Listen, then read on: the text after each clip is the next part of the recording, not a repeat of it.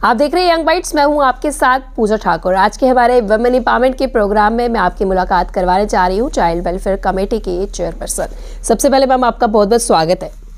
Thank you पूजा। शालिनी जी हमारे साथ जुड़े हुए हैं और साफ तौर से हम जिस तरह से वुमेन्स को लेकर बातचीत करते रहते हैं तो इनका काफ़ी बार जो है ग्रामीण क्षेत्रों में जाना रहता है और कई सारे लोगों से जो मिलना जुला रहता है। मैम आज के टाइम पे आप क्या देखते हो कि कहाँ पे हम लैक कर जाते हैं वुमेन को इम्पार्ट करने के लिए? काफ़ी हद तक हुई भी है लेकिन कहीं ना कहीं हम उसे ये नहीं बोल सकते कि 100% हुई है। विमेन एम्पावरमेंट को समझने के लिए हमें एम्पावरमेंट की रियल डेफिनेशन जानना है, क्योंकि हम जो मैंने अपने काम के क्षेत्र में देखा है कि हम थोड़े कंफ्यूज्ड हैं एम्पावरमेंट होती क्या है। कुछ लोगों के लिए अपनी मन के कपड़े पहनना, अपनी मन की जगह जाना या अपनी मन की जगह जाना एम्पावरमेंट कहलाती है। बट रियल एम्पावरमेंट जो विमेन एम्पावरमेंट है इससे बहुत दूर है। मेरे लिए विमेन एम्पावरमेंट असली वो है जब हम अपनी मर्ज़ी से कोई फ़ैसला ले पाएँ, अपनी मर्ज़ी से एजुकेशन ले पाएँ, अपनी मर्ज़ी से शादी कर पाएँ या अपनी मर्ज़ी से कहीं आ जा पाएँ, चाहे वो देर रात ही हो। बट वुमेन एम्पावरमेंट इतना वास्ट टॉपिक है कि हम सब ने इसको अपने अपने तरीके से डिफ़ाइन कर लिया है। बट जिस जगह बैठकर मैंने देखा है कि जहाँ बच्ची को अपनी मर्ज़ी से पैदा होने का अधिकार नहीं है, वो देश वुमेन एम्पावरमेंट की बात कैसे कर सकता है? हम देखते हैं कि 9 दिन कन्या पूजन करते हैं, बच्चियों को बड़ी खुशी से घर लाया जाता है। अपने घर की बच्ची नहीं, पड़ोस की बच्ची को भी लाते हैं। पर जब बात आती है अपने घर में बच्ची को पैदा होने की, पता चलता है कि गर्भ में बच्ची है तो दादा दादी माँ बाप की मर्ज़ी उस पर हावी हो जाती है और कहीं ना कहीं वो माँ, क्योंकि वो इतनी एम्पावर्ड नहीं है, अपनी बच्ची का साथ नहीं दे सकती, डॉक्टर के टेबल पर हमको दिखती है। तो बड़ी सारी चीज़ें जो है ये देखने को मिलती है। अब आपका प्रोफेशन जिस तरह से बच्चों के साथ जुड़ा हुआ है, चाइल्ड वेलफेयर कमेटी के हैं आप, जुड़े हुए हैं उनके साथ, तो क्या कहेंगे किस किस तरह का जो है आपका रोल रहता है और क्या क्या केसेस जो है आपके पास आपको हर रोज़ टैकल करने पड़ते हैं? देखिए चाइल्ड वेलफेयर में सबसे ज़्यादा मेजॉरिटी ऑफ केसेस जो आते हैं वो हमारी बच्चियों के आते हैं, गर्ल चाइल्ड के ज़्यादा केसेस आते हैं। अनगिनत तरह के केसेस, चाइल्ड अब्यूज़ से लेके child trafficking, child marriage, school में वायलेंस। सबसे ज़्यादा जो मैंने देखा है, माँ बाप का पहला स्टेप क्या होता है, बच्ची को अगर किसी तरह से भी, चाहे लव अफेयर है, चाहे किसी भी तरह से कोई भी बच्चे की अब्यूज़ पेरेंट्स तक पहुँचता है तो पहली कोशिश होती है अच्छे से अच्छे पेरेंट्स का मैंने देखा है कि उसकी पढ़ाई बंद करवा दो। हाँ, क्योंकि अगर हम उसको आउट ऑफ द स्कूल रखेंगे तो हम किस एम्पावरमेंट की बात करेंगे, हम किस इक्वालिटी की बात करेंगे? कल ही मैं एक न्यूज़पेपर में पढ़ रही थी कि आउट ऑफ द स्कूल जो रेशो है उसमें सबसे ज़्यादा रेशो हमारी गर्ल चिल्ड्रन की है। और वजह क्या है? डोमेस्टिक काम के लिए या उसकी शादी के लिए।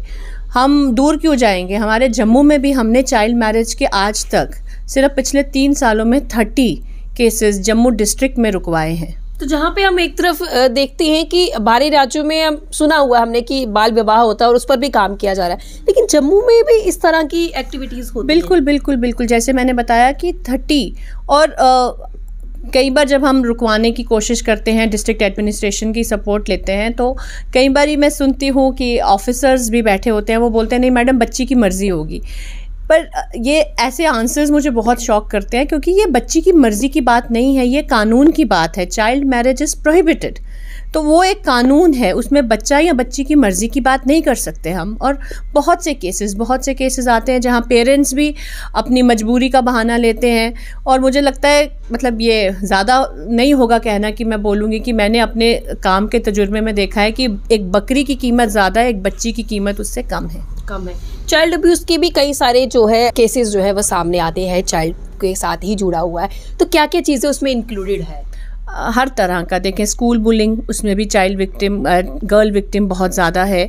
जैसे कि हम पहले ही बात कर चुके हैं, ये चाइल्ड मैरिज, उसमें भी हमारी छोटी बच्चियां बहुत शिकार होती हैं। बच्चियों की हेल्थ बहुत कॉम्प्रोमाइज़्ड है। आज मैं और आप यहाँ बैठकर बहुत कंफर्टेबली बात कर रहे हैं, बट हम उन बच्चों की बात कर रहे हैं जिन्हें बेसिक हेल्थ फैसिलिटीज़ भी आज तक मुहैया नहीं है। मैंने अपने काम में ट्रैफिकिंग के बहुत केसेस देखे हैं, जैसे कि कुछ स्टेट्स जैसे वेस्ट बंगाल, उड़ीसा, वहाँ से बहुत ज़्यादा बच्चियाँ जो हैं वो ट्रैफिक्ड होके छोटे छोटे जैसे कश्मीर में जाती हैं, दिल्ली में जाती हैं फॉर डोमेस्टिक पर्पसेस, या किसी और तरह की भी एक्सप्लॉयटेशन, कुछ एजेंट्स हैं उनको ले जाते हैं। ऐसे बहुत से केसेस में हमने उन बच्चियों को रेस्क्यू किया है जो एजेंट्स के द्वारा लाई जाती हैं। और जम्मू में, श्रीनगर में, दिल्ली, पंजाब बहुत सी जगह जहाँ ये लगी हुई हैं, और अगर डोमेस्टिक यूज़ तक रहें तो भी कहीं ना कहीं हम उसको एक्सेप्ट करेंगे। बट उनका जो है एक्सप्लॉयटेशन वो सेक्सुअल भी हो जाता है over the period of time. कई बार हम ऐसे भी केसेस जो है, हाल ही में केसेस जो है फादर ने अपनी डॉटर का रेप किया, इस तरह की केसेस भी जो काफ़ी तरह से आती है, कितनी सच्चाई उसमें रहती है? देखें, काफ़ी मानना तो नहीं, मतलब मुझे लगता है कि एक सभ्य समाज ये चीज़ को मानता नहीं है, बट हमने ऐसे केसेस अपने CWC में देखे हैं जहां बायोलॉजिकल फादर्स की हवस का शिकार छोटी बच्चियां होती हैं। तो क्या पेरेंट्स जो उसकी मदर है उनको जानकारी होती है इस चीज़ की या नहीं होती, या अगर होती भी है तो वो किस तरह से इस तरह की हरकतें होने दिया करते हैं? देखिए, मैंने पहले ही कहा है कि ये विडंबना है हमारे समाज की कि अगर हम ऐसे पेरेंट्स या ऐसी मदर से बात करेंगे तो वो बोलेंगे जी बच्ची की मर्ज़ी है। अब ये बच्ची की मर्ज़ी है, जब बच्चे को, एक छोटे बच्चे को कानून ने एक संरक्षण का अधिकार दिया है, वो अधिकार तो उसको एडल्ट्स ने देना है। जब फैमिली ये मान के चल रही है कि बच्ची की मर्ज़ी है, हमें एडल्ट हैं, हम समझदार हैं, हमें उन बच्चों को उस सिचुएशन से बचाना है, बट हम जब उन बच्चे जब उस सिचुएशंस में होते हैं हम उन्हें जस्टिफाई करते हैं।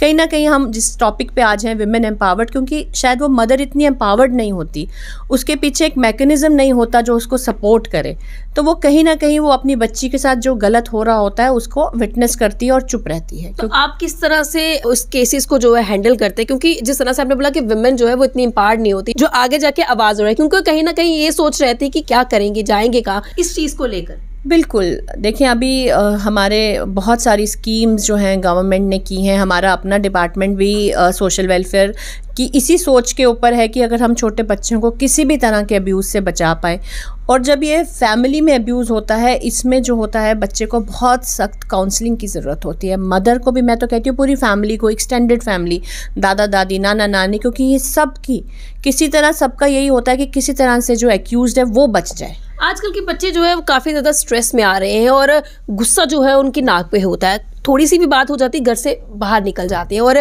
कई तरह की चीज़ें भी जो है, जो घर से भागने के जो केसेस है वो काफ़ी ज़्यादा बढ़ जाते हैं, और आपके पास तो काफ़ी ज़्यादा आते हैं। देखिए, मैं एक दिन एक मोटिवेशनल स्पीकर को सुन रही थी, तो उनकी एक बात मुझे बहुत अच्छी लगी। जैसे मैं खुद भी एक पेरेंट हूँ, तो हम सबका एक सोच होता है कि हमें बचपन में जो चीज़ नहीं मिली हम किसी तरह से वो अपने बच्चे को दें, जल्दी से जल्दी उसको एक साइकिल ले दें, जल्दी से जल्दी मोबाइल दे दें, क्योंकि शायद बचपन में हमें ये चीज़ें नहीं मिली।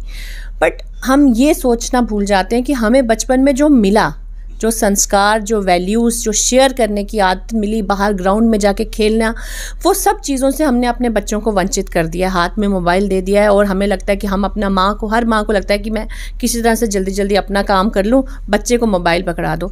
हम ये सोचना भूल गए हैं, ये समझना भूल गए हैं कि उस एक मोबाइल से हमारे बच्चों का जो जीवन है वो बुरी तरह से ख़त्म हो गया है, क्योंकि बच्चा अपनी सोच समझ का इस्तेमाल करना भूल गया है। वो कार्टून्स के अंदर एंग्रॉस्ड है, वो जो देख रहा है और वो शेयर नहीं कर रहा है। मैं आपके साथ एक डाटा शेयर करूंगी।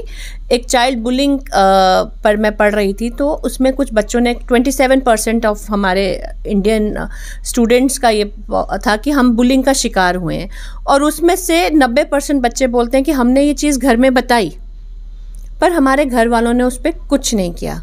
तो ये देखें कि कहीं ना कहीं हम पेरेंट्स अपनी रिस्पॉन्सिबिलिटी में फ़ेल हो रहे हैं। अगर हम अपने बच्चों में गलतियां ना ढूंढें, हम अपने में गलतियां ढूंढें, क्योंकि हम अपने बच्चों को वो संस्कार, और सबसे इम्पॉर्टेंट हम अपने बच्चों को टाइम नहीं दे पा रहे हैं।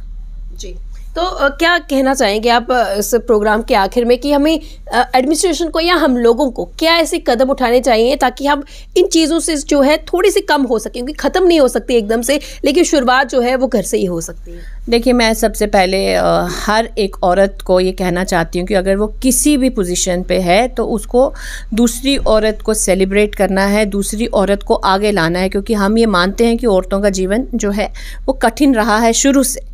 तो अगर हम किसी भी पोजीशन पे, जैसे अगर आज मैं चेयरपर्सन चाइल्ड वेलफेयर कमेटी हूँ, तो मैं ये जानती हूँ अच्छे से कि मुझे मेरे पास आई हुई हर एक औरत, हर एक बच्ची को किसी ना किसी तरह से उसका जीवन आसान करना है। तो मैं यही कहना चाहती हूँ अपनी हर एक बहन से कि प्लीज़ हमें दूसरी औरत को हाथ पकड़कर उसको आगे लेके जाना है, सेलिब्रेट करना है उसको। जी, बहुत बहुत धन्यवाद हमारे साथ जुड़ने के लिए। तो आज के हमारे वुमेन एम्पावरमेंट के प्रोग्राम में हमारे साथ शालिनी शर्मा थे, हमारे साथ जुड़े हुए थे और साफ तौर से उन्होंने काफ़ी एक्सपीरियंस जो है अपना शेयर किया और काफ़ी खूबसूरत सा मैसेज जो है सभी व्यूअर्स के लिए दिया। तो मैं यही उम्मीद करूंगी कि आपको ये मैसेज जरूर पसंद आएगा और कहीं ना कहीं अपनी लाइफ में इसे यूटिलाइज आप जरूर करेंगे। अगले अपने लेकर फिर मैं हाजिर होंगी, तब तक आप देखते हैं यंग बाइट्स।